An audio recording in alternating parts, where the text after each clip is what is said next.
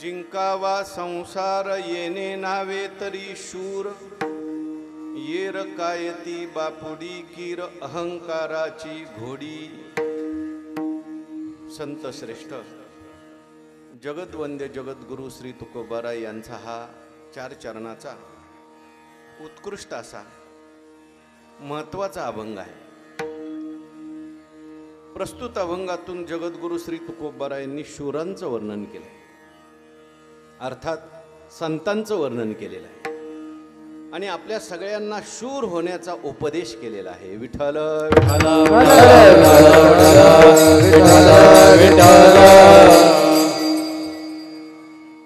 भगवंताच्या कृपेने सर्व साधू संतांच्या आशीर्वादाने पुण्यसलीला इंद्रायणी मातेच्या पावन तीरावर संजीवन समाधीस्थ ज्ञानोबारायांच्या या पवित्र अशा अलंकापूर नगरीमध्ये अनेक साधू संतांच्या पदस्पर्शाने पुनीत झालेले या पावन देशामध्ये, पावन क्षेत्रामध्ये या ठिकाणी जगद्गुरु तुकाराम महाराज त्रिशतकोत्तर अमृत महोत्सवी वर्ष सदेह वैकुंठ गमन सोहळा प्रित्यर्थ आणि ज्ञानोबा तुकाराम बहुउद्देशीय सेवाभावी संस्था सेवाभावी मंडळ जेल रोड नाशिक रोड यांच्या पुढाकारातून परमपूज्य गुरुवर्य शांतीब्रह्म कुरेकर बाबा, परमपूज्य गुरुवर्य माधव बाबा घुले आदी करून सर्व संत मंडळींच्या आशीर्वादाने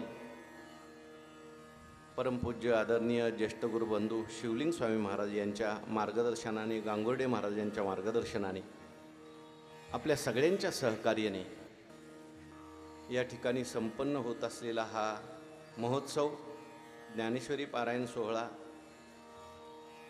ज्ञानदेवे रचिला पाया या विषयावर चिंतन चालू आहे आणि कीर्तन सेवेमध्ये आजची कीर्तन सेवा सर्व मंडळींच्या आग्रहाने प्रेमाने माझ्याकडे आलेली आहे. सेवेकरता या ठिकाणी उपस्थित सगळी आमची महाराज मंडळी, गांगुर्डे महाराज आहेत, शिवलिंग स्वामी महाराज आहेत, अनेक महाराज मंडळी या ठिकाणी उपस्थित आहेत. आजी माझी गुरुबंधू मंडळी, माझ्या समोर बसलेल्या सर्व माता भगिनी, सर्वांच्या चरणी मी वंदन करतो. आपण सर्वांनी मिळून टाळी वाजवून कीर्तनात सहभागी व्हायचं आहे. विठ्ठल विठ्ठल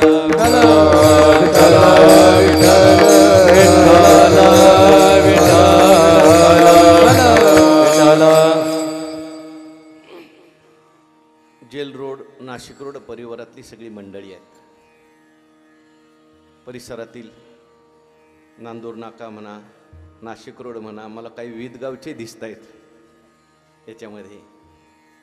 तेव्हा सगळी परिसरातली मंडळी आहेत. नाशिक रोड म्हणजे सगळ्या साधू संतांच्या आवडीचं ठिकाण आहे बरं का.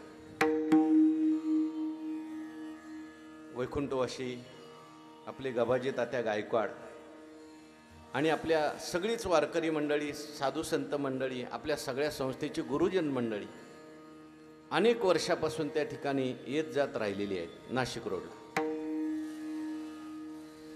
आणि मला वाटतं मुक्तिधामला ज्ञानेश्वरीचाही सत्संग अनेक वर्ष त्या ठिकाणी चालू होता.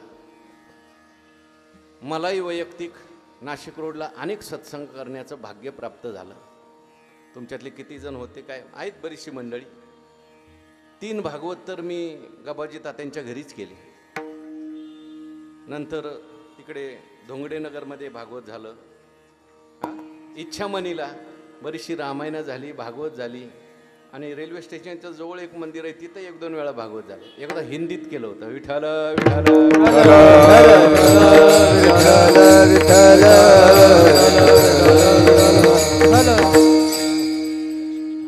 लक्ष्मीनारायण मंदिरामध्ये. आणि सगळे तयार श्रोते बरं का. नाशिक रोड परिसरातली जी श्रोते मंडळी आहेत, आता मी विविध गावलाही दरवर्षी कीर्तनाला जातो. संख्याही भरपूर आणि सगळे लक्ष देऊन ऐकणारे आणि सगळी चांगली मंडळी, आवडीची प्रेमाची मंडळी, सेवेधारी सगळी ही मंडळी आहेत. आणि यांनी सगळ्यांनी ठरवलं की आपल्याला आळंदीला जाऊन त्या ठिकाणी ज्ञानेश्वरीचं पारायण करायचं आणि कीर्तन महोत्सव संपन्न करायचा. आणि ही सगळी मंडळी या ठिकाणी आली. हो, पुढे गेले ते तिळे महाराज, हे सगळे मुख्य मंडळी. सगळ्या मंडळींनी ठरवलं, वास्तविक पाहता निवडणुकीचे दिवस. काही लोकांनी तुम्हाला प्रतिबंधही केला असेल तारीख काढल्यानंतर. अहो निवडणूक आहे, तुम्ही कुठं चालला आळंदीला? बरं झालं ते नेते मंडळीपर्यंत लगेच गेलं नाही, नाही तर त्यांनी एकदम तुम्हाला ठेवलंच असतं, येऊच दिलं नसतं. पण जाऊ दे, आता तिकडं जरी मतदान व्हायला गेलेलं असलं तरी तुमच्या सगळ्यांचं मतदान माऊलीच्या पेटीत पडलं. मग आता तुम्हाला काही काळजी नाही. विठ्ठल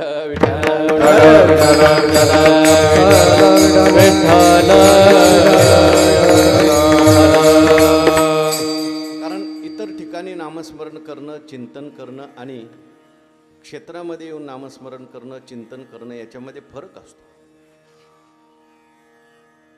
या ठिकाणी सर्व साधू संतांच्या सहवासात आणि अनेक योग तुम्हाला या ठिकाणी प्राप्त झाले. उद्या नरसिंह जयंती आहे, असे सगळे योग तुम्हाला या ठिकाणी क्षेत्रामध्ये प्राप्त झालेले आहेत. तुम्ही सगळ्यांनी वेळ काढलेला आहे आणि सत्संग केला आहे. व आता कीर्तन सुरू झालं. तुमच्या सगळ्यांच्या त्या तपाच्या शक्तीमुळं, पारायणाच्या शक्तीमुळे पाऊसही गेल्यासारखा दिसतोय. कारण तुमची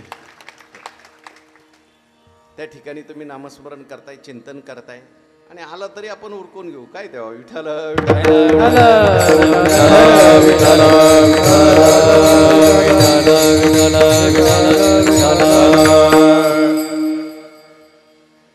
तुकाराम महाराजांनी या ठिकाणी शूरांचं वर्णन केलंय.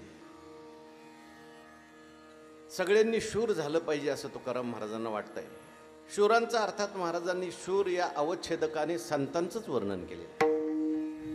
कारण जगामध्ये सगळ्यात शूर जर कोण असतील तर ते संतच आहेत. सगळ्यांनी शूर झालं पाहिजे अशी महाराजांच्या अंतःकरणामध्ये तळमळ आहे. कारण महाराज स्वतः शूर होते, म्हणून महाराज शूरांचं वर्णन करू शकतात. सगळ्यांनी आपल्यासारखं शूर झालं पाहिजे असं महाराजांना तळमळीने वाटतंय. कुठेतरी एक हिंदी वाक्य ऐकलं होतं, 3 सजावत देश को, सती संत और शूर, 3 लजावत देश को, कपटी कायर और क्रूर. तिघांच्यामुळे देशाला शोभा येत असते, सती, संत आणि शूर. आणि तिघांच्यामुळे माणसाला मान खाली घालावी लागते, देशाला मान खाली घालावी लागते, कपटी, कायर आणि क्रूर. या देशामध्ये असे काही लोक होऊन गेले, अशा काही पवित्र पतिव्रता होऊन गेल्या, सती होऊन गेल्या की आजही आपण त्यांचं आदराने नाव घेतो. त्यांचं नाव सकाळी उठल्या उठल्या घेतलं तरी आपण पवित्र होऊन जातो. असे काही शूर होऊन गेले, आजही त्यांचं नाव घेतलं की आपल्या अंगावर शहारे येतात. विठ्ठल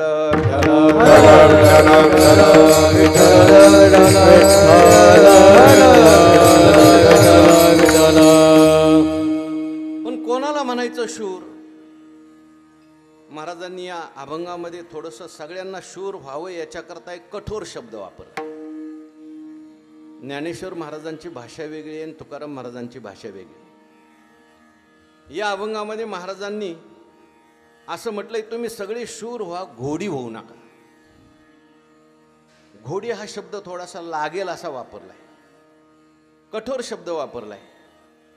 कधी कधी संतांना सुद्धा रागवल्यानंतर कठोर शब्द आवरत नाही.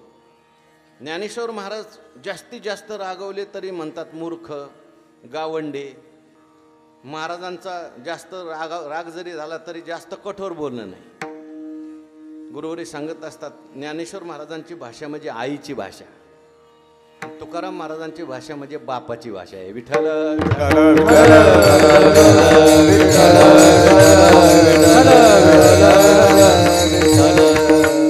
कारण कधी कधी गोड बोलून जेव्हा काम होत नाही तेव्हा कधी कधी कठोर सुद्धा बोलावं लागतं. वैकुंठवासी मामासाहेबांनी असं लिहिलंय या अभंगाच्या चिंतनामध्ये, गोड बोलून गळा कापणाऱ्यापेक्षा कठोर बोलून आपलं हित करणारा कधी चांगला. काही माणसं गोड बोलतात पण आपलं त्याच्यात हित होत नाही. एखादा मनुष्य कठोर बोलतो आणि प्रेम असलं की मनुष्य कधी कधी रागवतो. जोग महाराजांच्या चरित्रात अशी कथा आली. नाशिकला जोग महाराजांचं कीर्तन आणि फार समाज जमलेला आणि बंकटस्वामी महाराज टाळ घेऊन उभे होते.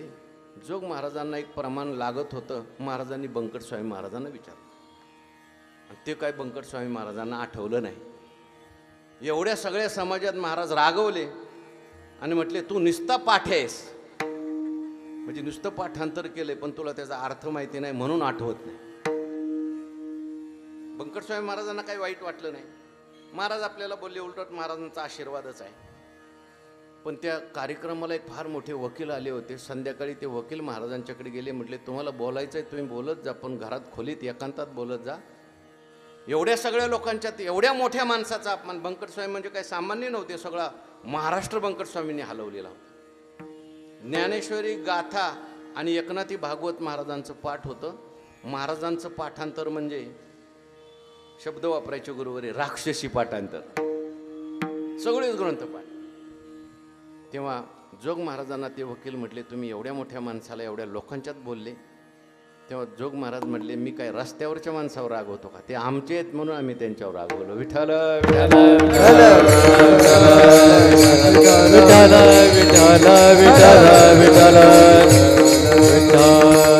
संतांच्या रागवण्यात सुद्धा संतांची कधी कधी कृपा असते, पण ते आपल्याला कळत. आपल्याला वाटतं आमच्यावरच रागवतात, आम्हालाच छडी हाणली, आम्हालाच उठवलं, आम्हालाच उठावशा काढायला लावल्या. प्रेम असेल तर मनुष्य रागवतो. आता आठवलं म्हणून सांगतो, ते स्वामी अखंडानंद सरस्वती होते. ते म्हटले, मी एका गुरूंच्याकडे शिकायला गेलो बरं का. कृष्णा, तुमचा कृष्णा आलाय बघा मागं, मी पाहिलंच नाही. पुढे येतो, ये पुढे. 4थ्या वर्षात पहिला नंबर येतो. विठाला विठाला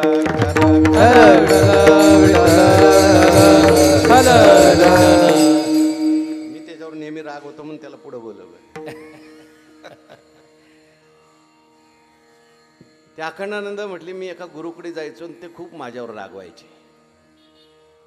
आणि एक दिवशी मी त्यांना एकांतात म्हटलं, महाराज अहो काहीच चुकलं नसताना तुम्ही विनाकारण माझ्यावर रागवता.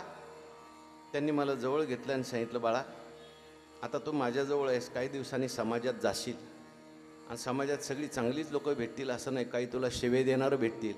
शिवे दिल्यानंतर तुझ्या मनावर काहीच परिणाम होऊ नये, त्याची सवय तुला लागावी म्हणून मी तुला शिवे देतोय, असं समजायचं. विठ्ठल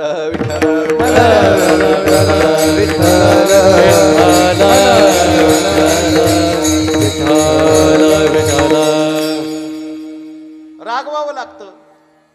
गीतेत भगवान परमात्मा सुद्धा अर्जुनावर रागवले. सांगा बरं, अर्जुनाचा रागवल्याचा, भगवान रागवल्याचा श्लोक बरोबर बघा. जुने संस्थेचे विद्यार्थी आहेत, माझे विद्यार्थी, आजे विद्यार्थ्याला आठवत नाहीत, त्यांनी सांगितलं श्लोक. क्लैब्यमास्मगम पार्थ. अर्जुनाला भगवान म्हणतात, ए अर्जुना नपुसक होऊ नकोस. आता अर्जुनाला नपुसक म्हणणं म्हणजे काय सामान्य गोष्ट आहे का? ज्या देवाने वर्णन केलंय, तुवा संग्रामी हरुजिंतीला, निवात कवचाचा ठाव फेडीला, पवाडा तुवा केला गंधर्वाशी. जे अर्जुनाचं तोंडभर वर्णन करतात तेच भगवान परमात्मा रागवले, म्हटले ए नपुसक होऊ नकोस. आता देव रागवले त्याचे स्पष्टीकरण थोडं ज्ञानोबारायांनी दिले बरं का. ज्ञानोबारायांनी ते असं लिहिलंय, जैसे औषधाची कडवटपणी, अमृताची पुरवणी, वरी वरी आहाच न दिशे परी गुणी प्रगट होय. औषध जे असतं ते कडू असतं, आपल्याला घेताना नको वाटतं कडू औषध, पण त्या औषधात अमृताचे गुण असतात. पुढं रोग गेला की मनुष्य म्हणतो बरं झालं ते औषध घेतलं. तैसे वरी वरी पाहता उदासे, आत तरी अति सुरसे, ऐशे बोल ऋषिकेशे, आदरले बोलो. वर भगवान परमात्मा कठोर बोलतायत, पण अंतःकरणामध्ये प्रेम आहे. विठ्ठल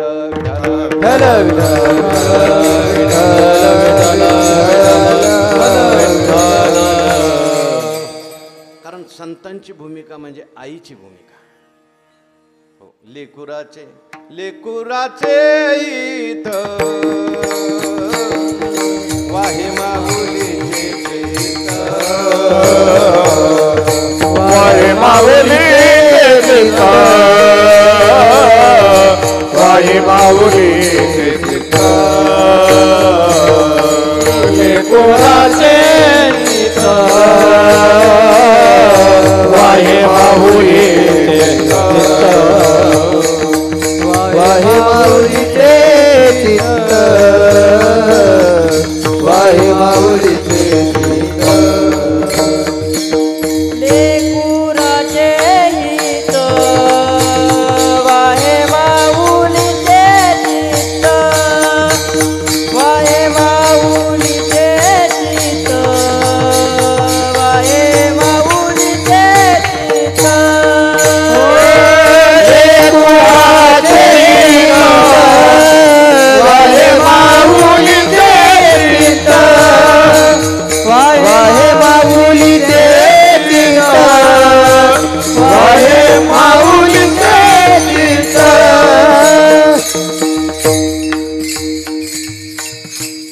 महाराज या अभंगात रागवलेले आहेत.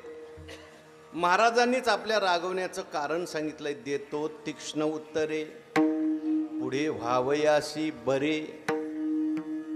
बरं व्हायचं असेल तर मला आता थोडी तीक्ष्ण उत्तरं द्यावी लागतील, थोडं कठोर बोलावं लागतील, म्हणून महाराज कधी कधी कठोर बोललेले आहेत. आजच्या अभंगामध्ये सुद्धा महाराज थोडेसे कठोर बोललेले आहेत. तुम्ही घोडी होऊ नका, तर सगळ्यांनी शूर व्हा. घोड्यावर बसणारे व्हा, घोडी होऊ नका. शूर व्हा. पण शूर व्हायचं म्हणजे नेमकं काय? शूर कोणाला म्हणायचं? कारण मनुष्य कोणालाही शूर समजतो. कधी कधी मनुष्य आपल्या स्वतःलाही शूर समजतो. एखादी केस जिंकली पैसे देऊन कंसात, तरी म्हणतो आता आपण हे केलं, आपण ते केलं. हो, निवडणूक जिंकली कंसात पैसे देऊन, तरी सुद्धा आपल्याला शूर समजतो. व्यवहारामध्ये एखादं राज्य मिळवलं तर शूर समजतो. पण या सगळ्यांना शूर म्हणता येणार नाही. काय काय तर नुसते बोलण्यातले शूर आहेत. विठ्ठल विठ्ठल.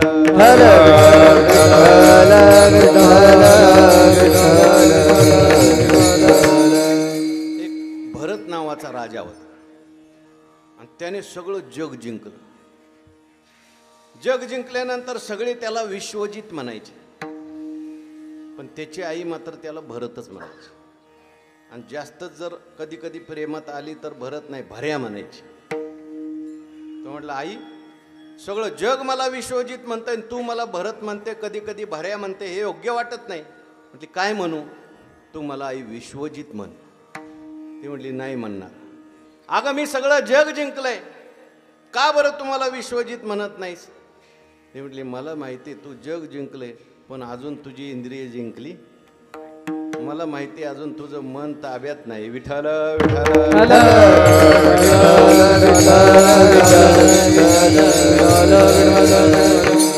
एखाद्या वेळेस माणसाला जग जिंकता येईल, पण इंद्रिय जिंकता येतील असं नाही, मन जिंकता येतील असं नाही. म्हणून खरा शूर कोण आहे? या अभंगाच्या पहिल्या जिंकावा संसार, जिंकावा संसार,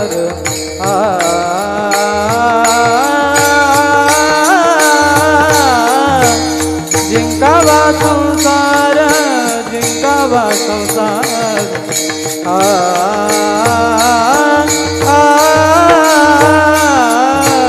जिंकावा संसार, जिंकावा संसार,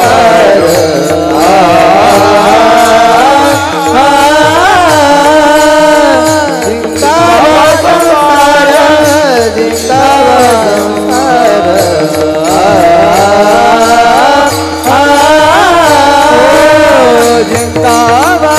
संसार, जिंकावा संसार, जिंकावा संसार,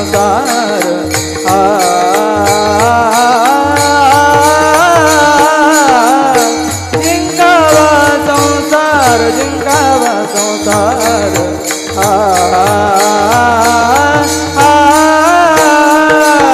जिंकावा संसार, जिंकावा संसार,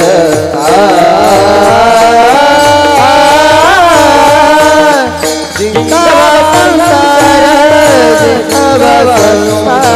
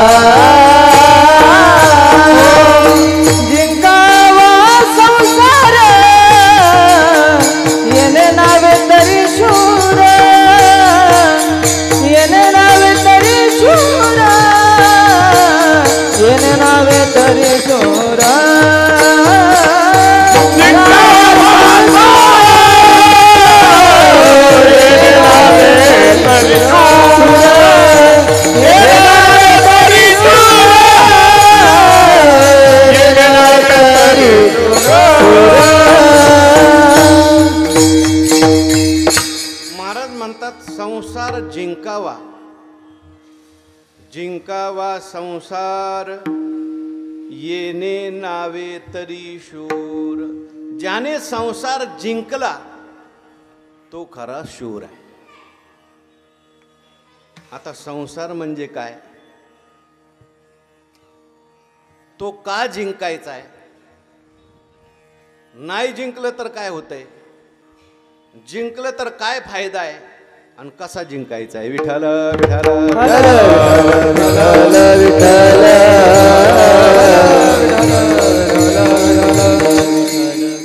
वैकुंठवासी गुरुवरे गुरुनाम गुरु मामांची पद्धत बरं का.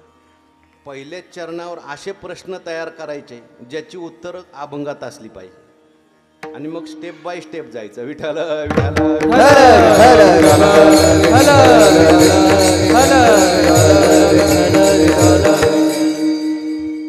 संसार संसार म्हणजे नेमकं काय, तो काय आपला शत्रू आहे का, त्याला जिंकायचं आहे. म्हणून पहिला संसार म्हणजे काय हे लक्षात घेतलं पाहिजे. कशाला म्हणायचा संसार, तुम्ही आम्ही ज्याला संसार समजतो त्याला संसार संतांनी म्हटले नाही. आपण कशाला संसार म्हणतो, घर दार बायका मुलं गुरं ढोरं याला आपण संसार म्हणतो. लोक आमच्याकडे आळंदीला येतात, म्हणतात महाराज तुमचं बरं आहे, तुम्हाला संसार नाही. ते खरं नाही. एखाद्याची पत्नी मरण पावली तर लोक म्हणतात वाईट झालं हो, त्याचा संसार बसला. पण बसत नाही, 6 महिन्यांनी परत उभा राहतो. पण तो खरा संसार नाही. संसार शब्दाच्या व्याख्याशास्त्रात आले. जगद्गुरु शंकराचार्यांनी संसाराची व्याख्या सांगितली. आपल्याला सगळ्यांना ती पाठ आहे. कोणती, पुनरपि जननम पुनरपि मरणम पुनरपि जननी जठरे शयनम इह संसारे खलु दुस्तारे कृपया पारे पाही मुरारे. शंकराचार्य देवाला म्हणतात माम पाही. माम पाही म्हणजे काय, पाही पाही म्हणजे पाहणं नाही बरं का. संस्कृतमध्ये पा धातू आहे, त्याचा काय अर्थ आहे, पिणे नाही, पा रक्षणे, रक्षण करणे. पाही हे कोणत्या काळातलं कोणत्या पुरुषाचं कोणतं वचन आहे, पाही. विठ्ठल विठ्ठल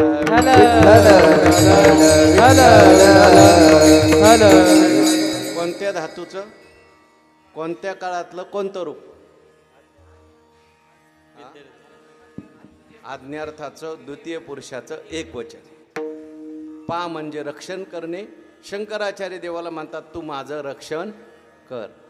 माम पाही, माझं रक्षण कर, माझं रक्षण कर. पण कशातून रक्षण कर, पुनरपि जननम पुनरपि जननम पुनरपि मरणम पुनरपि जननी जठरे शयनम इह संसारी. हा जो काही संसार आहे कसा आहे, खलु दुस्तारे. हा संसार जो आहे तो निश्चितच दुस्तर आहे.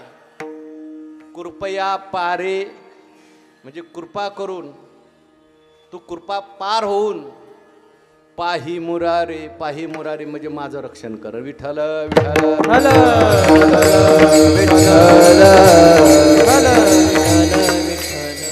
समजल्यावर म्हणायला आनंद वाटतो का, न समजता म्हणायला आनंद वाटतो. समजल्यावर, म्हणून समजून घेतलं तर आनंद आहे. संसार कशाला म्हणतात शंकराचार्यांनी सांगितलं. आता ज्ञानोबारायांची संसाराची व्याख्या थोडंसं ज्ञानोबारायांनी पुढं नेलं बरं का. ज्ञानोबाराय म्हणतात नुसतं जन्म आणि मरण म्हणजे संसार नाही. काय ज्ञानोबारायांची व्याख्या, अगा उपजने आणि निमने हे साचचे जे का मानने तो जीव लोकू मी म्हणे संसारू हन. ज्ञानोबाराय म्हणतात जन्म आणि मरण याला खरं समजणं हा संसार आहे. वास्तविक पाहता जीवाला जन्म आणि मरण नाहीये.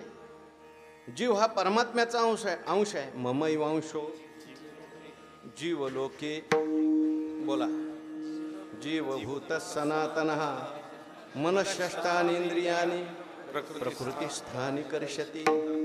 जीव हा परमात्मा स्वरूप आहे. त्याला नाही म्हणतात. श्लोक म्हणायला चाल अजून करायचं चालू आहे प्रॅक्टिस होईल हळूहळू ते आमच्याकडे झाले तुमच्या ताब्यात द्यायचं त्याला विठ्ठल विठ्ठल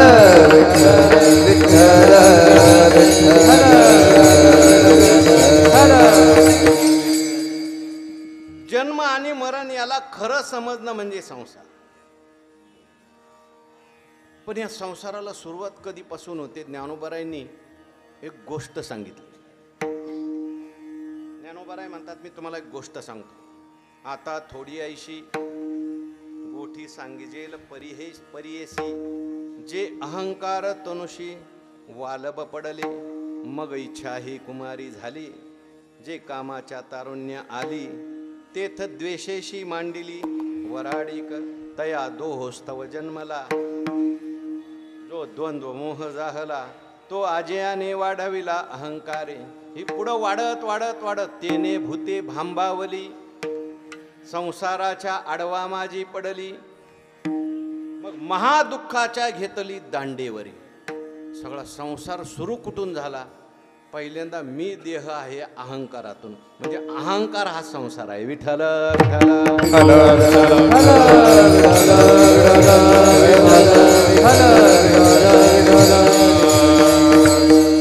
अहंकारापासून सगळा संसार निर्माण होतो. अहंकार हाच संसार.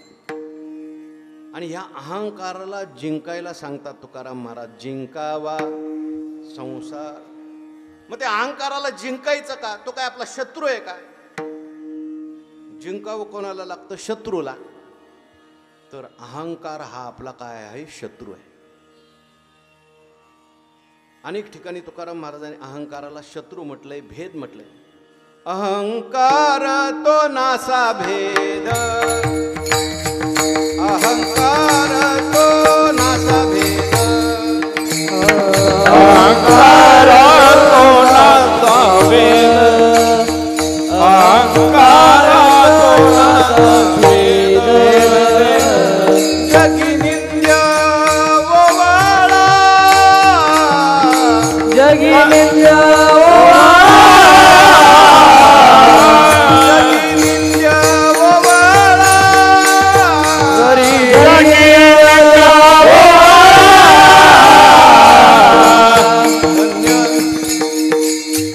धन्य तो दीना तुरे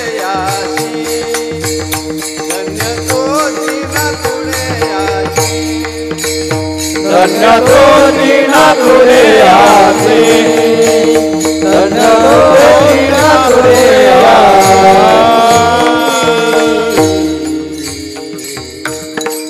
धन्य तोची नातळे अशी असं काहीतरी द्रौपद आहे. थोडंसं मागं पुढं झालंय. पण अहंकार तो नासा भेद. अहंकार आपला खरा शत्रू आहे. आपलं वाईट सगळ्यात जर कोण करत असेल, आपल्याला दुःख भोगायला लावत असेल, तो कोण बाहेरचं माणूस नाही, आपला अहंकार. ज्ञानेश्वर महाराजांनी अहंकाराला भूत म्हटलंय. भूत बोला नाही ते नंतर. जे बहुता एका अवांतरू अहंकाराचा भूत संचारू झाला म्हणून विसरू आत्मबोधाचा. आपल्याला आत्मबोधाचा विसर पाडणारा जर कोण असेल तर तो अहंकार आहे. म्हणजे मी देह आहे म्हणतो म्हणून तर मी ब्रह्म आहे हा विसर पडलाय. म्हणून अहंकार जो आहे त्याला भूत म्हटलं, अहंकाराला शत्रू म्हटलंय. अहंकार माणसाला सारखं नाचवतो. जसं भूत लागलं ना माणसाला. आता भूत राहिली नाहीत बरं का. एका महाराजांना विचारलं भूत कुठं गेली? म्हटली सगळी पळून गेली. म्हटली का बरं? म्हणजे माणसंच भूतासारखी वागायला. जसं भूत लागल्यानंतर मनुष्य आहे ब्राह्मण पण त्याला मुसलमानाचं भूत लागलं, मग तो राम राम म्हणायच्या ऐवजी अल्ला अल्ला म्हणतो. तसं आहे ब्रह्म पण मी देह म्हणतोय, भूत लागलंय. विठ्ठल विठ्ठल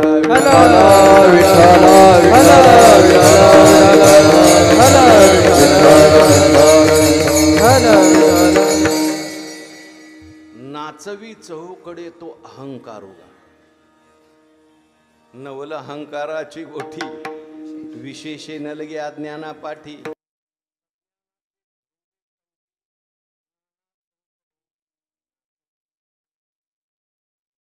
शत्रू आहे पण आपल्याला कळत नाही. काही काही शत्रू असे असतात ते आपल्या घरातच राहतात, आपलेच मधुकरीत जेवतात, आपल्याच खोलीत राहतात आणि बरोबर आपली निंदा दुसरीकडे जाऊन करतात. महाभारतामध्ये असं आलंय, तो मामा आहे बघा, दुर्योधनाचा मामा, त्याचं नाव काय हो? शकुनी मामा. त्या शकुनीची 100 मुलं दुर्योधनाने मारली. राग आला त्याला, दुर्योधनाला मारायचंच, पण म्हटलं आता मी जर ह्याला मारायला गेलो तर हे मला मारील, कारण त्याची शक्ती जास्त आहे. म्हटलं असं करायचं, ह्याच्या घरी राहायचं, ह्याचंच खायचं आणि त्याला असं शिकवायचं, कोळाचा सगळा नायनाट करून टाकायचा. तसं अहंकार आपल्याजवळच राहतो, आपलंच खातो आणि बरोबर आपल्याला मातीत घालतो. विठ्ठल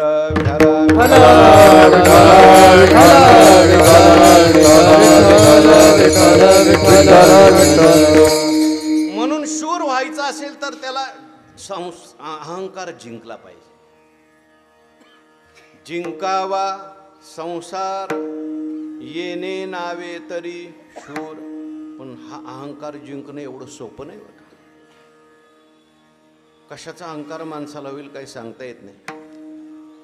कोणाला रूपाचा अहंकार, कोणाला गुणाचा अहंकार, कोणाला संपत्तीचा अहंकार, कोणाला सत्तेचा अहंकार.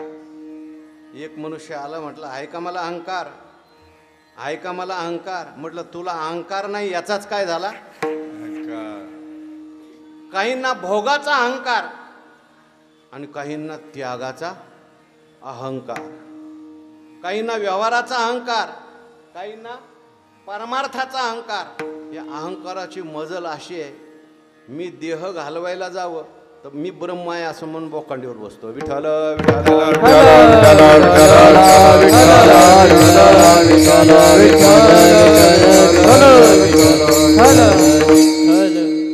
आपला अहंकार आपला शत्रू आहे. एक मोठ्या वक्त्याच्या मुखातून मी एक इंग्रजी वाक्य ऐकलं होतं, तुम्हाला कळेल म्हणून सांगतो. ते म्हटले, you have no problems, you yourself is a big problem. म्हणजे तुला त्या ठिकाणी जास्त तुला काही त्रास नाही, तुझा त्रास तुलाच जास्त आहे. म्हणजे तुझा अहंकार हाच तुला त्रास देणार. हा जो अहंकार आहे याला जिंकणं फार कठीण आहे. हा अहंकार आपण जिंकला पाहिजे. नाही याला जिंकलं तर हा आपल्याला जिंकतो आणि हा आपल्याला घोडं बनवतो. महाराज म्हणतात, जवळजवळ मला सगळी दिसतात ती घोडी दिसतात. अभंगाचं दुसरं चरण. किरते बापुडी, किरते बापुडी, किरते बापुडी, किरते बापुडी, किरते बापुडी, रतायती बापुडी, रतायती बापुडी, रतायती बापुडी.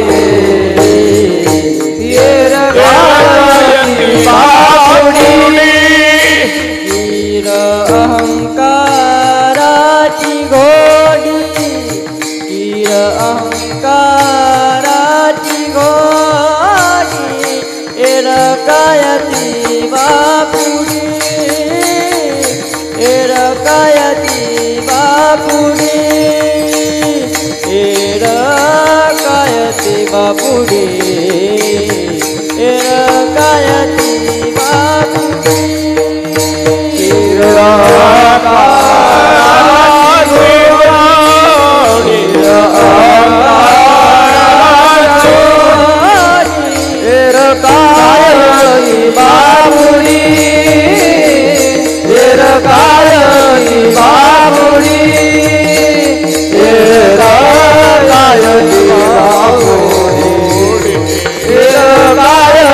बापुडी,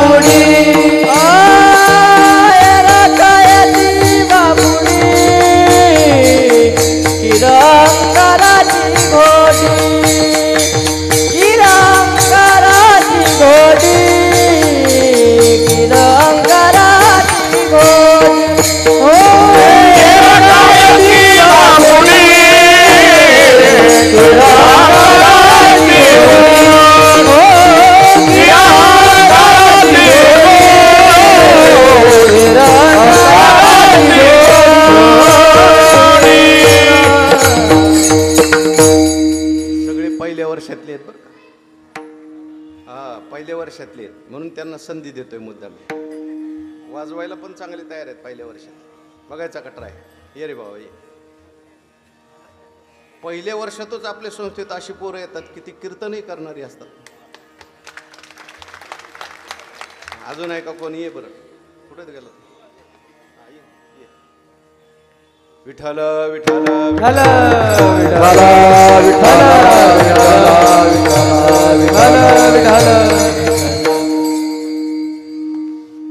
माझ्याकडे पहिलं वर्ष आहे ना, तर त्यांना सांगितलं सगळ्यांना कीर्तनाला यावं लागेल.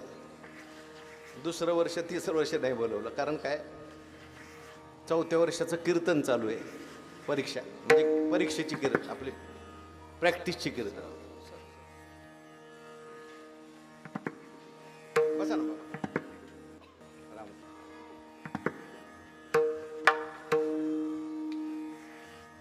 येर कायती बापुडी कीर अहंकाराची घोडी. तुकाराम महाराज म्हणतात, मला जिकडं तिकडं शूर कोणी दिसत नाही, मला जिकडं तिकडं घोडी दिसत आहेत. म्हणजे काय, अहंकाराला जिंकलेलं मला कोणी दिसत नाही, बहुतेक मला घोडी दिसत आहेत. म्हणजे अहंकाराने सगळ्याला जिंकलंय आणि अहंकाराने त्यांना घोडं बनवलंय. अहंकाराला जर आपण नाही जिंकलं तर तो अहंकार आपल्या डोक्यावर बसतो आणि आपल्याला घोडं बनवतो. पूर्वीच्या काळामध्ये प्रवास करायचा असेल तर घोडी होती. आजही काही ठिकाणी प्रवासाला काय असतात, घोडी असते. आणि मग त्या घोड्यावर जो बसतो तो जिकडं नेईल तिकडं त्या घोड्याला जावं लागतं. आणि तो बसणारा आहे किती भार टाकेल त्याच्यावर काही सांगता येत नाही. तसं अहंकार एकदा का आपल्या डोक्यावर बसला की अहंकार वजन टाकायला सुरुवात करतो, भार टाकायला सुरुवात करतो. आणि अहंकार कुठं घेऊन जाईल काही सांगता येत नाही. विठ्ठल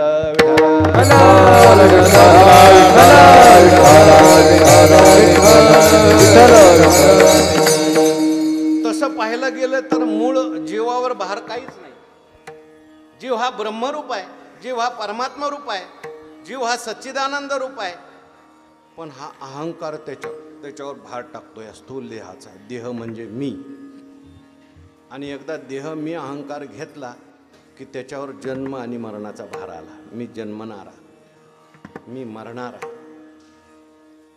नुसता आपलाच भार घेतो अहंकार, घ्यायला लावतो का दुसऱ्याचा भार घ्यायला लावतो? सगळ्याचा भार घ्यायला लावतो.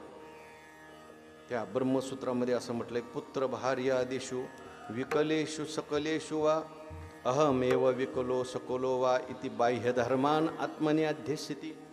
दुसऱ्याचा भार आपल्या डोक्यावर घ्यायला लावतो. एखादा मनुष्य असा असतो की त्याचा चेहरा पडलेला असतो. अहो काय झालं तुम्हाला? पोटात दुखतंय, चला मी डॉक्टरकडे. माझ्या नाही हो, मंडळीचं डोकं दुखायला लागलं तर ह्याचं डोकं दुखतंय. याचं दुखू नये असं नाही बरं का, पण दुसऱ्याचा भार मनुष्य घेतो.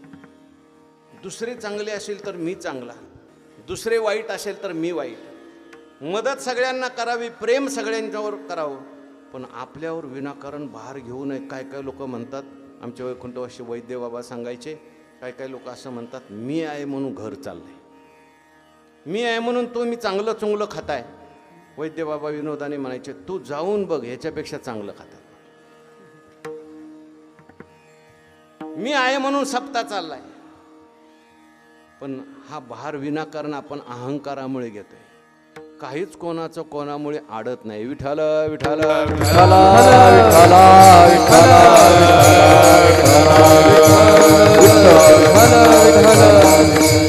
बहुभार पडियेला शिरी, बहुभार पडियेला शिरी, बहुभार पडियेला शिरी, बहुभार पडियेला शिरी. हे माझे मजवरी, मी हे माझे मजवरी, मी हे माझे मजवरी, मी हे माझे मजवरी. उघड्या नागविलो चोरी, उघड्या नागविलो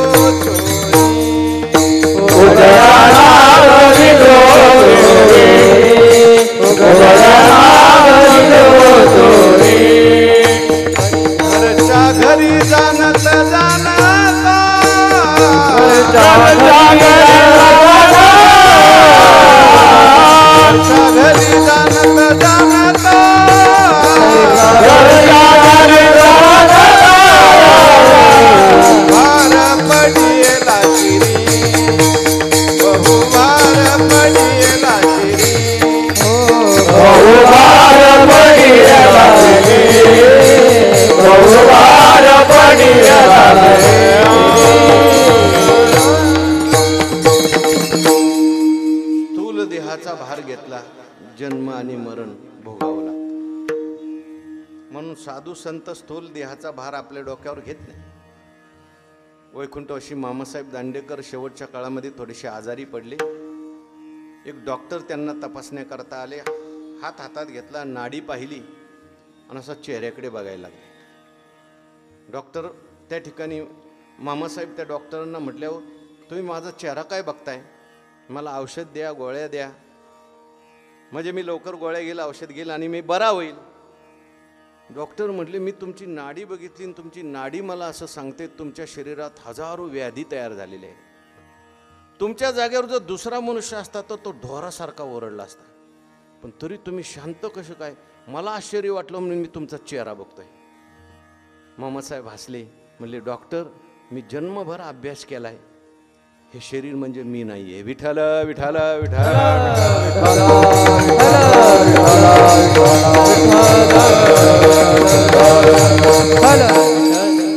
शरीराचा भार संत घेत नाही. स्थूल शरीराचा भार आहे, सूक्ष्म शरीराचा भार आहे, कारण शरीराचा भार आहे. सूक्ष्म शरीराचा भार म्हणजे सुख दुःख, मी सुखी मी दुःखी, हा सूक्ष्म शरीराचा भार आहे. आणि कारण शरीराचा भार मी अज्ञानी. वास्तविक पाहता आत्मस्वरूपाच्या ठिकाणी कोणताच भार नाही आहे. आत्मा हा असंग निर्विकार आहे. अहंकार आपल्याला भार घ्यायला लावतो आणि घोडं बनवतो. विठ्ठल विठ्ठल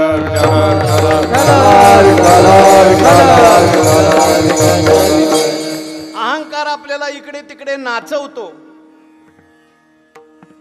आपल्याकडे जे आंधळी पांगळ्याचे अभंग आहेत त्यात एक पांगळ्याचा अभंग आहे. पांगुळ झालो देवा नाही हात ना पाय, पांगुळ झालो देवा नाही हात ना पाय, बैसलो दयावरी अर्ध सैराट जाय, बैसलो दयावरी सैराट जाय, सीता कुंभकाठी कुंठ दरडी न पाय, सीता कुंभकाठी कुंठ दरडी न पाय, आधार नाही मज कोणी बाप ना माय, आधार नाही कोणी बाप ना माय, आधार नाही मज कोणी बाप ना माय, आधार नाही कोणी बाप ना माय, देवदान करा पंढरपुरा, नामज देथवरी आकमाचा सोयरा, देवदान करा जाती पंढरपुरा, नामज देथवरी आकमाचा सोयरा. तुमचे टाळ मागं पुढं होत आहेत बरं का. दाते हो पांगुळ झालो देवा, मी पांगळा झालो. पांगुळ झालो देवा नाही हात ना पाय, बैसलो जयावरी. ते सैराट निघालेलं आहे. आता इथं मी बसलो ते नाही, माझ्यावर बसलाय तो सैराट निघालेला आहे, अहंकार. आणि म्हणून येर कायती बापुडी, अहंकार आपल्याला बापुड बनवतो, म्हणजे दीन बनवतो, हीन बनवतो. आणि मग विषयामध्ये आपल्याला हे मला मिळेल तर आनंद, ते मला मिळेल तर आनंद. काय जैसे रंक का आळुकिले तुषाते सेवी. वा नाही मागचं सांगायचं हो, वा तर मी पण म्हणेल ना मग. जैसे रंक का आळुकिले तुष. आता ही मला मंदिरातली सवय लागली. आता मंदिरातले श्रोते कमी आलेत आमच्या, नाही तर मंदिरात मग एक ओवी सांगितली की ते आजूबाजूचे 2-4 ओव्या सांग. नेवास्या भागात गेलतो मी, भागवत केलं. समोर बसलेल्या माता भगिनी जवळजवळ 50-60 माता भगिनींची पूर्ण ज्ञानेश्वरी हरिपाठासारखी पाठ. समजू नका आम्ही आळंदीत राहतो म्हणून. विठ्ठल विठ्ठल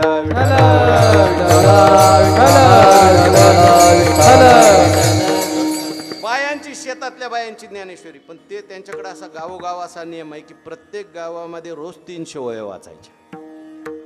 हा जैसे आपण पे नाही दिठे, तया स्वसुखाचे सदा खराटे दयाशीचा विषय गोमट आपल्याला रंक काळू किले तुषा ते सेवी पाहिजे. रंक काळू किले तुषा ते सेवी असू द्या. अहंकार जो आहे तो माणसाला बापुडं बनवतो, संसार माणसाला बापुडं बनवतो. म्हणून ये रकायती बापुडी कीर अहंकाराची घोडी. बहुतेक घोडी झालेले तो घोडी होऊ नका, म्हणजे अहंकाराला जिंका. एवढे मोठे शुकाचार्य सामान्य होते का? अहो शुकाचार्य जन्मालाच आले नाहीत, 12 वर्ष आईच्या पोटात बसले. व्यास महर्षी म्हटले, अरे मुला बाहेर काय येत नाही? म्हटले नको, बाहेरचा वारा लागल. बाहेरचा वारा म्हणजे मायेचा वारा फार विचित्र आहे. नाही नाही, तुला मायेचा वारा लागणार नाही, मी आहे, ये बाहेर. म्हटले तुम्हालाच मायेचा वारा लागलाय म्हणून बाहेर ये म्हणताय. असा कोणीतरी जामीनदार आणा, असा साक्षीदार आणा की ज्याने आश्वासन दिल्यानंतर मी बाहेर येईल. शुकाचार्य व्यास महर्षींनी देवालाच बोलवलं. बघा तुमचा भक्त बाहेर येत नाही, त्याला सांगा तुम्ही काहीतरी. आणि मग आले शुकाचार्य बाहेर. भगवंतांनी सांगितलं ये बाहेर. आश्वासन दिलं, दैवी हेशा गुणमयी मम माया दुरत्यया मामेवये प्रपद्यन्ते माया मेतान तरंती ते. आले शुकाचार्य बाहेर, पण देवाला नमस्कार केला आणि लगेच वनाच्या दिशेने गेले. व्यास महर्षींनी वर्णन केलं, यम प्रव्रजंतम अनुपेतम अपेत कृत्यम द्वैपायनो विरह का तर आजुहाव पुत्रेति तन्मयतया तर्वोभिनेदुस तम सर्वभूत हृदयम मुनिमान तोस्मी. बाहेर गेल्याबरोबर हाका मारल्या, ए मुला, हे शुका. झाडं ओ द्यायची. आपण हाका मारल्यावर शेजारी ओ देत नाही. शुकाचार्यांनी हाक मारल्यावर झाडं ओ दिली, कारण शुकाचार्यांचा भाव जो असा व्यापक झाला होता. हे विश्वची माझे घर. तुम्ही जेवढं व्यापक होणार तेवढी पंचमहाभूत सुद्धा तुमच्याशी बोलणार. विठ्ठल विठ्ठल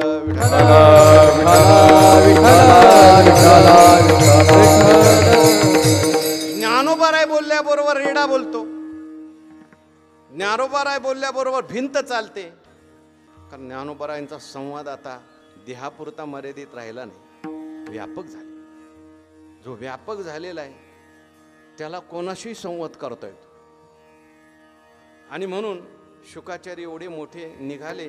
मागे व्यास महर्षी, पुढे शुकाचार्य, पुढे काही अप्सरा स्नान करत बसल्यावर शुकाचार्य तसेच विवस्त्र अवस्थेत, नागव्या अवस्थेत समोरून गेले. अप्सरा स्नान करत तशाच थांबल्या. पण व्यास महर्षींना पाहिल्याबरोबर अप्सरांनी कपडे गुंडाळून घेतले. व्यास महर्षी थांबले. म्हणले का हो, आता माझा मुलगा तरुण ताटा तुमच्या समोरून गेला, विवस्त्रावस्थेत गेला, तुम्ही कपडे आवरले नाही, आणि मी मात्र तुमच्या आज्यासारखा आहे. माझी दांडरी पांढरी झाली आणि मला पाहून तुम्ही त्या ठिकाणी संकोच करता. मला पाहून त्या ठिकाणी तुम्हाला का संकोच वाटला? ते म्हटले, तुमचा मुलगा जाताना मी पाहिला, त्याच्या डोळ्याकडे पाहिलं, त्याच्या डोळ्यात स्त्री आणि पुरुष भेद आम्हाला दिसला नाही. तुमच्यामध्ये तो दिसलाय म्हणून आम्ही कपडे आवरले. तुमचा मुलगा तुमच्यापेक्षा श्रेष्ठ आहे. असं अप्सरांनी शुकाचार्यांचं वर्णन व्यास महर्षींसमोर केलं. आणि हे शुकाचार्यांनी ऐकलं, वर्णन ऐकलं आणि अभिमान झाला नाही असा जगात कोणीच नाही. विठ्ठल विठ्ठल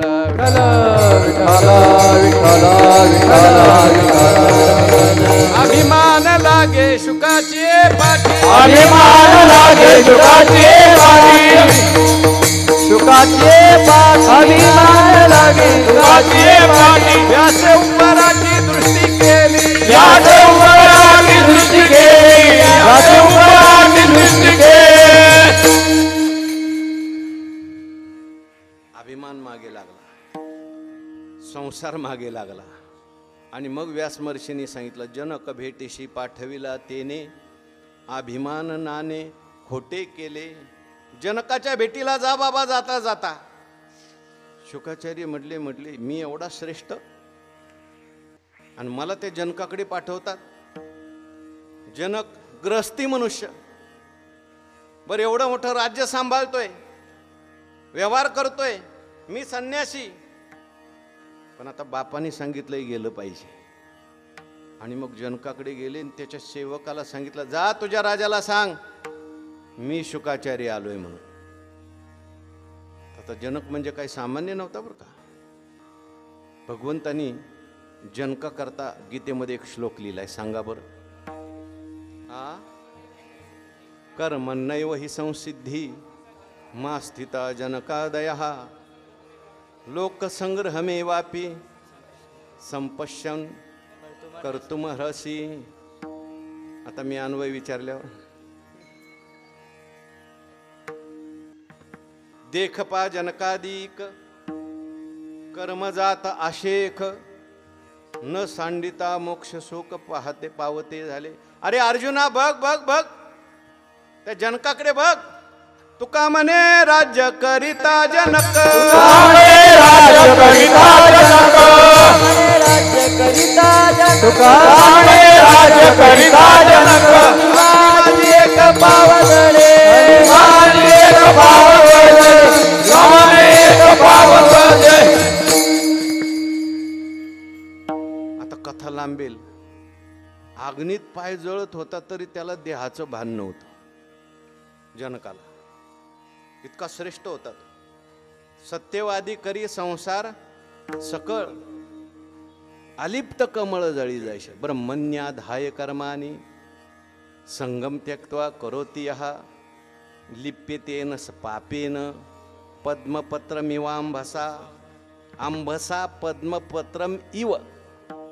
पाण्यात जसं कमळाचं फूल असतं, तो कर्मे करी सकळे परी कर्मबंधा नातळे. न शिंपे जळी जळे पद्मपत्र. काही माणसं कर्म करतात, सर्व काही करतात, कुठे तर अडकत नाही. जनक त्याच्यातले सर्व करत होते, एवढं मोठं राज्य सांभाळत होते, पण अलिप्त होऊन मी काही करत नाही. करणे का न करणे आघवे तोची जाणे, विश्वचळ तसे जेणे. सगळं काही करतात पण मी करता नाही. आणि कुठल्या फलाची अपेक्षा नाही, देवाची सेवा म्हणून कर्म करत होते. म्हणून त्या जनकाचा एवढा अधिकार. त्या जनकाने शुकाचार्यांना निरोप पाठवला, म्हटले जा शुकाचार्यांना सांगा संसार सोडा आणि मग माझ्याकडे या. शुकाचार्य म्हटले माझ्याकडे कोणता संसार आहे, माझ्याकडे तर कमंडोलू सुद्धा नाही, आणि याच्याकडे एवढं मोठं राज्य आहे, त्याला 350 बायका होत्या म्हणतात, आणि मला संसार सोडा म्हणतोय. कोणता मला संसार आहे. विचार केला आणि लक्षात आलं मी शुकाचार्य आलोय, मी सुटला पाहिजे, आणि मी सोडला. शुकाचार्यांना समाधी लागली. विठ्ठल विठ्ठल विठ्ठल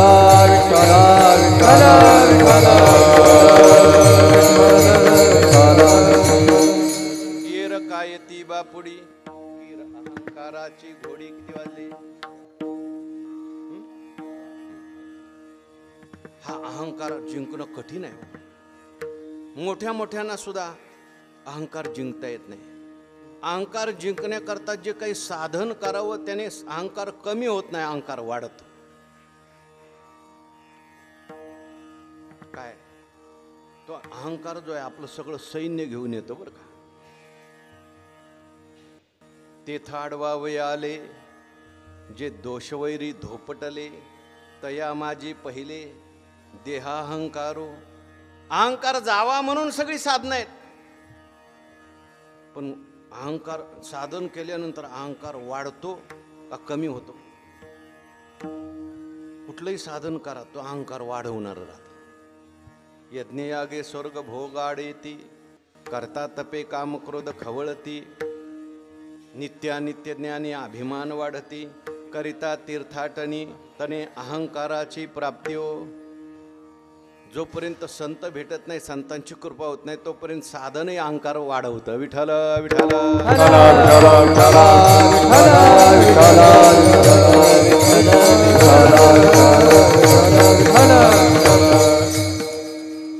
म्हणून अहंकार घालवला पाहिजे.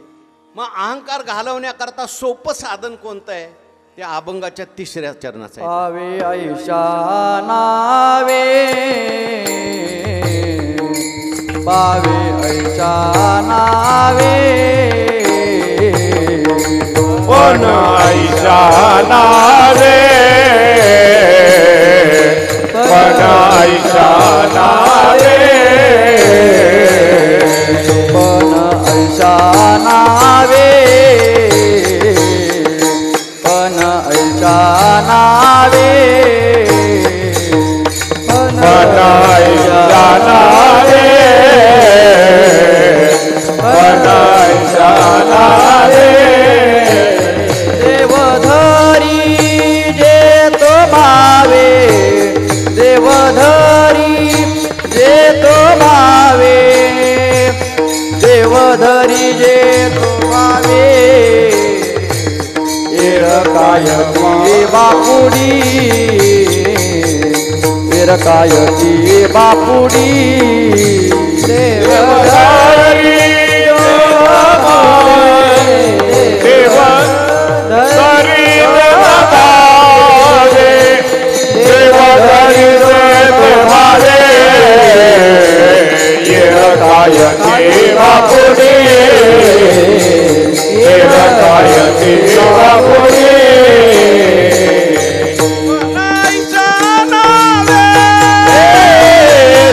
देवधरी जे तो भावे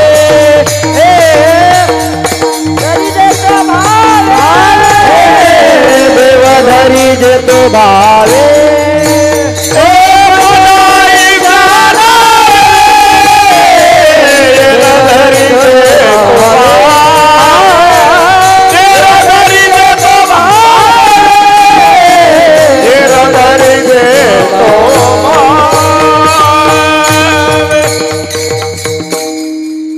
अहंकाराला जिंकायचं असेल तर सोपं साधन तुकाराम महाराज सांगतात. अहंकाराला तुम्ही जिंकायला गेलं तर अहंकार वाढेल. मग काय करायचं, कसं जिंकायचं म्हणतात, तुम्ही एक जीवनात पण करा, म्हणजे प्रतिज्ञा करा. पण म्हणजे प्रतिज्ञा. पण ऐशा नावे देव धरी जे तो भावे. मी देवाला भावाने धरील असं प्रतिज्ञा करा आणि देवाला भावाने धरण्याचा प्रयत्न करा. तुम्ही देवाला भावाने धरलं की देव तुमचा अहंकार घालवेल. विठ्ठल विठ्ठल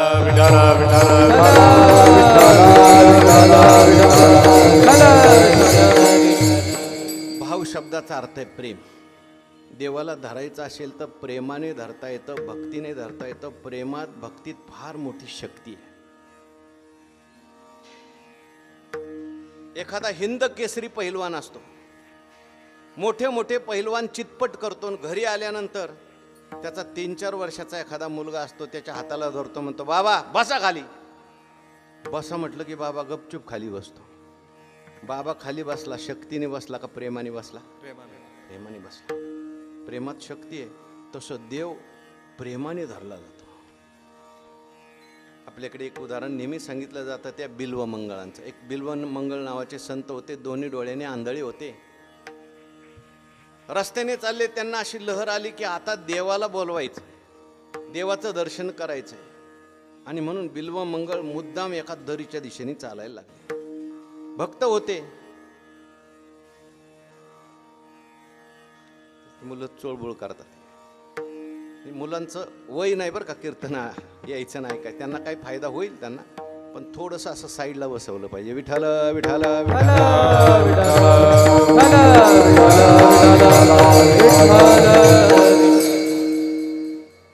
बिल्वमंगळ चुकीच्या रस्त्याने जायला लागले. देवाला कळलं आता हा म्हातारा आपला भक्त आहे आणि कुठे जाणार, दरीत जाणार. देवाने एका गोपाळाचं रूप धारण केलं आणि देवाने लगेच सांगितलं, ओ बाबा तिकडं जाऊ नका, तिकडं दरी आहे, या बाजूनी या. म्हटले अरे बाबा मला दिसत नाही, तू माझ्या हाताला धर आणि मला घेऊन चल. भगवंताने हाताला धरल्याबरोबर बिल्वमंगळाने देवाचा हात सोडला आणि आपल्या हाताने त्याला धरलं. ते ज्यांना दिसत नाही ती माणसं आपल्याला धरू देत नाही, त्यांच्या हाताने आपल्याला धरतात. देवाला धरल्यानंतर त्याच्या बिल्वमंगळांच्या लक्षात आलं, सामान्य हात आणि देवाचा हात फरक आहे ना. हात लागल्याबरोबर लगेच कळलं हा भगवंताचा हात आहे, साक्षात देव आलेले आहेत. आता देवाला सोडायचं नाही. रस्त्याने समोर गेल्यानंतर चांगल्या रस्त्याला लावलं देवाने, सांगितलं बाबा आता तुमचा रस्ता आला, सोडा मला. बिल्वमंगळ हसले, म्हणले सोडण्याकरता धरले का रे तुला? मी आता तुला सोडणार नाही. देवाने हाताला झटका दिला आणि गेले देव निघून. तेव्हा बिल्वमंगळ देवाला म्हणतात, देवा जा, हात छोड़ कर जात है निर्बल मान के मोय, हृदय से यदि जाओगे बलवान कहू मैं तोय. गेला ना हात सोडून जा, माझ्या हृदयातून जाऊन दाखव, म्हणजे मी तुला बलवान म्हणेल. विठ्ठल विठ्ठल विठ्ठल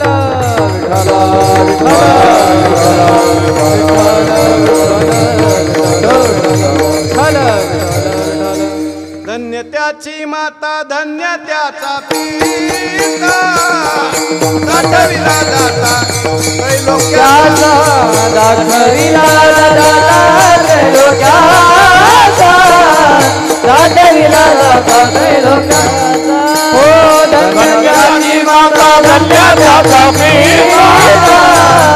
दाखविला दाता त्रैलोक्याचा, दाता त्रैलोक्याचा, दाखविला दाता त्रैलोक्याचा. हो धन्य त्याची माता. कीर्तनकाराच्या हाताकडे बघत जा. धन्य त्याची माता, धन्य त्याचा पिता, साठविला दाता. देवाला प्रेमाने धरा, भक्तीने धरा, भावाने धरा. एवढा प्रभू भावे तेने संपुष्टी राहावे. भावात इतकी ताकद आहे की देव हृदयात राहतो. आणि एकदा हृदयात देव आला, तुका म्हणे देह भरिला विठ्ठले, काम क्रोध हे केले, आतला सगळा कचरा साफ करायला लागतो. काम क्रोध लोभ हे सगळे आपोआप जातात. त्याच्यात देव अहंकाराला सुद्धा बाजूला करतो. भक्ताला ज्ञान देतो आणि ज्ञानाने भक्ताचा अहंकार जातो. देवाला बाकीच्यांचा अहंकार सहन होतो कदाचित, पण भक्ताचा अहंकार सहन होत नाही. तिळ मात्र जरी होया अभिमान, मेरू तो समान. इतरांचा अहंकार देव लवकर घालवत नाही, पण आपल्या भक्तांना झालेला अहंकार मात्र काहीतरी करून लवकर घालवतो. कारण देवाला त्याचं कल्याण करायचं असतं. विठ्ठल विठ्ठल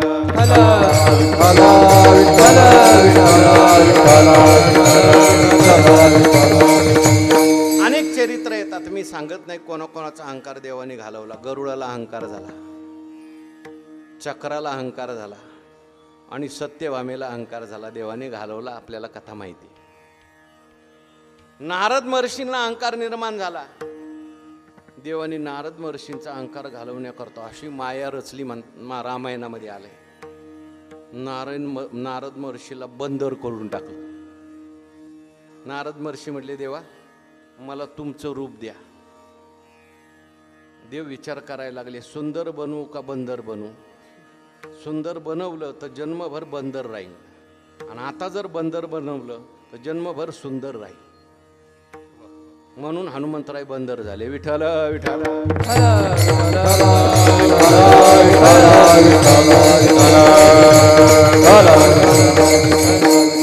अहंकार देवाने घालवला, आणि ज्याचा अहंकार गेला तो भगवत स्वरूप होऊन जातो, आणि त्याची जगात कीर्ती होते. हे शेवट सांगितलं. तुका म्हणे जावे, तुका म्हणे जावे, तुका म्हणे जावे, तुका म्हणे जावे, तुका म्हणे जावे,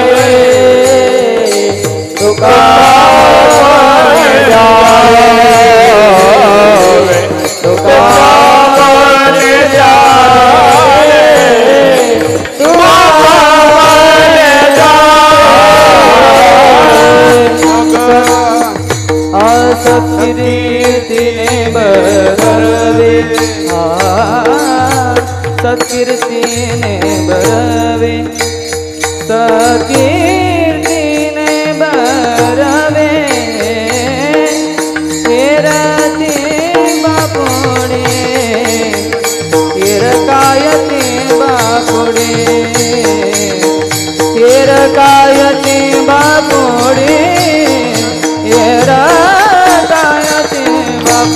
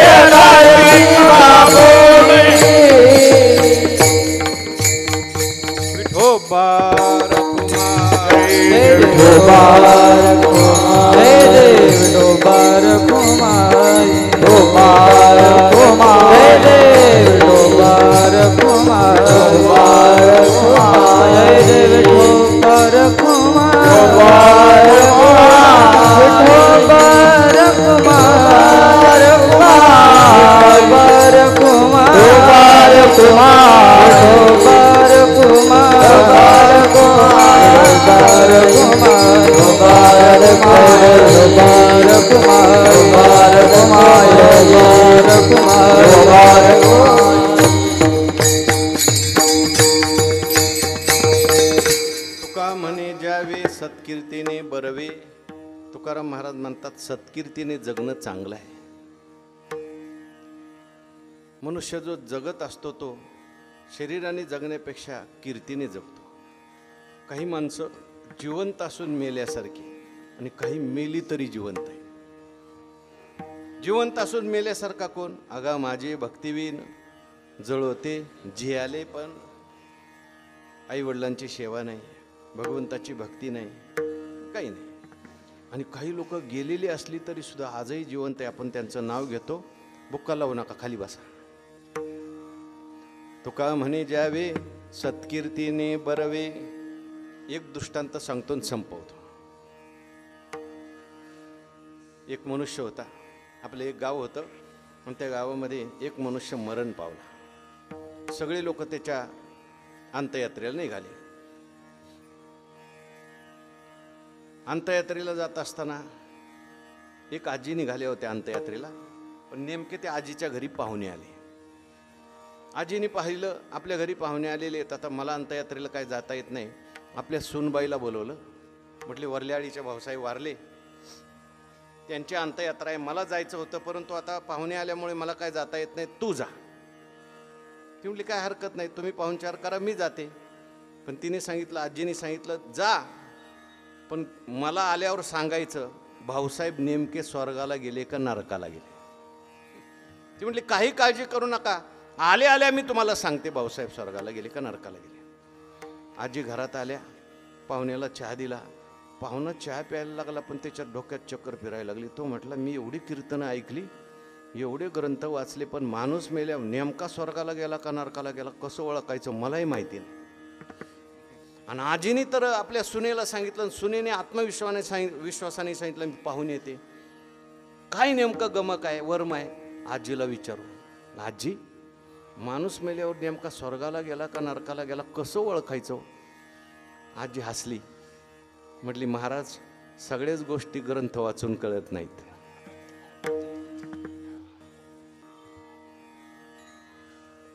सगळ्या गोष्टी पुस्तक वाचून कळत नाही. एक असतं पुस्तकी ज्ञान, एक असतं व्यवहार ज्ञान.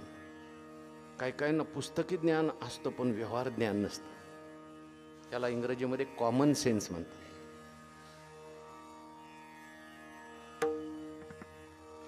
कॉमन सेन्स असतो काय काय लोकांच्याकडे. जोग महाराजांच्या चरित्रात आलं, एक मुलगी शेजारच्या घरात गेली. म्हटली मला आईने विस्तव मागितलाय, द्या विस्तव. ती शेजारची म्हटली अगं विस्तव नेणार पण कशात नेणार? द्या माझ्या हातात. ती म्हटली हातात कसं काय तो विस्तव नेणार? त्या पोरीने तिथलीच राख उचलली, हातात घेतली, म्हटली ठेवा माझ्या हातात. म्हणजे पोरीला कळालं पण त्या आईला कळालं नाही. बऱ्याच गोष्टी लहानांना कळतात, कधी कधी त्या मोठ्यांनाही कळत नाही. म्हटले अहो पण माणूस मेल्यावर नेमका ओळखायचं कसं? ती म्हटली माझ्या सुनबाईला मी सांगितलंय स्मशानात गेलं की माणसं काय बोलतात ते ऐकायचं.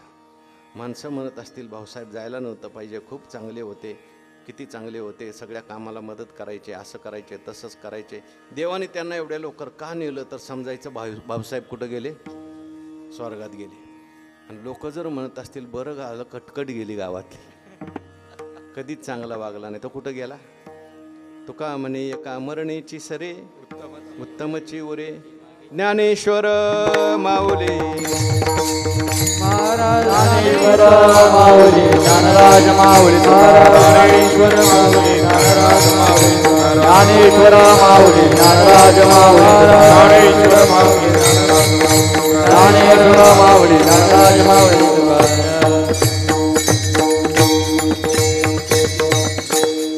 आपली कीर्तन सेवा या ठिकाणी संपलेली आहे. तुम्ही सगळ्यांनी शांत चित्ताने ऐकलं म्हणून थोडंसं मी बोललो बरं का. तसं पाहायला गेलं तर माझी ही आज जवळजवळ 4थी-5वी सेवा आहे.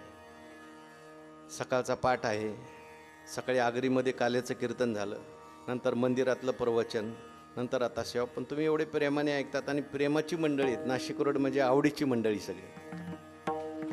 आणि म्हणून कारण कधी मी त्या परिसरात गेलो की नाशिक रोडलाच थांबत असतो. सगळी प्रेमातली मंडळी आहेत आणि आमचे विशेष करून गुरुबंधू आलेले आहेत सगळे. मी त्यांना सांगत असतो कारण पाठात काही बोलायला वेळ नसतो, आमचं संस्कृत चालतं. वाक्य सोडवा वाक्य सोडवा. ते इतके बोर होऊन जातात संस्कृत संस्कृत संस्कृत. असा काही संवाद करायचा असेल, कथा बिथा ऐकायचं असेल तर कीर्तनाला यायचं. आलेत मला वाटते भरपूर सगळे. आलेत का? म्हणून आपली जोग महाराजांची संस्था आहे. 100 वर्षापूर्वी जोग महाराजांनी संस्था सुरू केली. विद्यार्थ्याला फी नाही आणि शिक्षकांना पगार नाही. आजही त्याच तत्वावर संस्था चालली. आता मुलांची जेवणाची सोय आहे, आता राहण्याची सुद्धा सोय झालेली बरं का शिवलिंग महाराज. आणि म्हणून संस्थेकडं आपलं सगळ्यांचं लक्ष असलं पाहिजे. संस्थेने पंढरपूरला सुद्धा त्या ठिकाणी शाखा सुरू केलेली आहे. 7वी ते 10वी मुलांना लौकिक शिक्षण आणि परमार्थिक शिक्षण मोफत राहायचे आणि जेवायची सोय. गजानन महाराज संस्थांनी मोफत जेवायची सोय सगळ्यांनी केलेली. किती पोरं आणा म्हटले तेव्हा अशी आपली संस्था आहे. त्या संस्थेच्या ऋणातून आपण कधीच मुक्त होणार नाही. संस्थेच्या वतीने रोज मंदिरात प्रवचन असतं. मला वाटतं बरीचशी मंडळी, नाशिक रोडला बरीचशी मंडळी, जवळजवळ 50-1 मंडळी रोज ऐकतात ज्ञानेश्वरीचं प्रवचन. संस्थेतली मुलं बरं का महाराज जशी तयार आहेत तसे बाहेरचे बरेचसे डॉक्टर, इंजिनियर चांगले तयार झाले ज्ञानेश्वरीत. रोजचं लाईव्ह ऐकून विठाल विठाल विठाल.